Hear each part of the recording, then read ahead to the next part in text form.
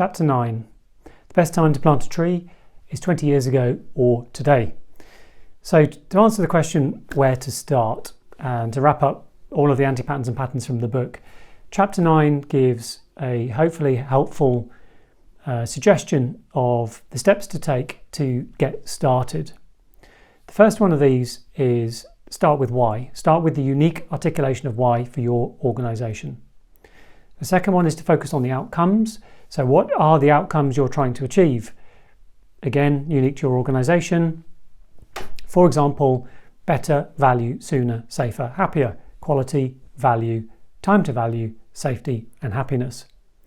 Third, leadership, lead to lead, leaders first, leaders to role model. So leaders should be out there, up front, role modeling desired behaviours, incentivizing change, prioritizing change without mandating how. Then create a ways of working centre of enablement. There is a need for people whose full-time job it is to improve the system of work as servant leaders.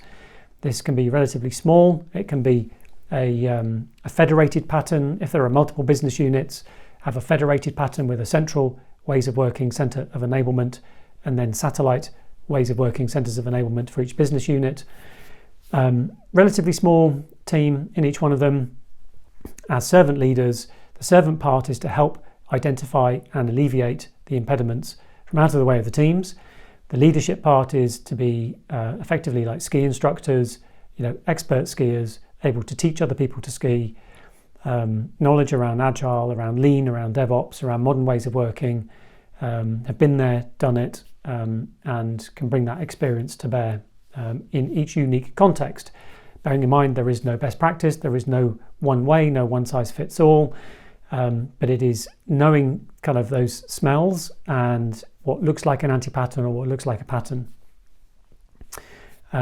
Then after that ways of working COE is to start small. Think big, start small, learn fast, run a series of small experiments, have maybe a number of S-curves running in an organisation. It's within risk appetite. It's within the speed of unlearning and relearning. Again, humans have a limited velocity to unlearn and relearn. You cannot force the pace of change. So run a series of S-curves. Invite over inflict. Don't inflict change upon people.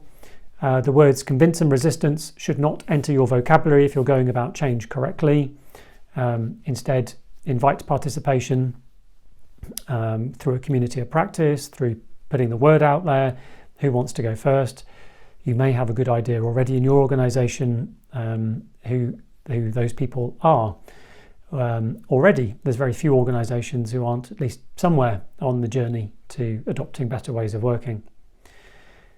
And then it's got to be top-down meets bottom-up. This cannot be bottom-up only.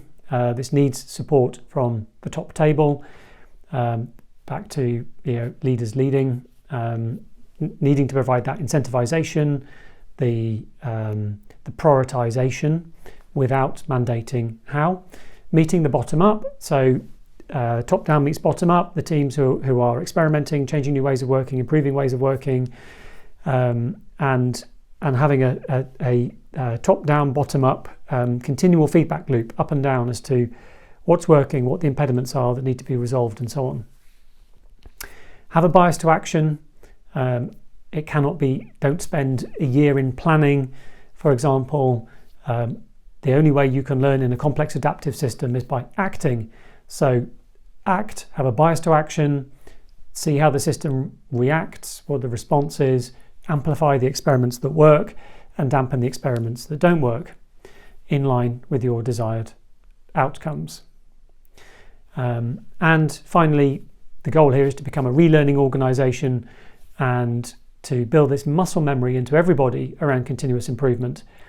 Continuous improvement aligned to outcomes such as better, value, sooner, safer, happier, quality, value, time to value, safety and happiness. And that is happiness for colleagues, customers, citizens and climate. And for me, what this is all about is creating more humane ways of working. Thank you.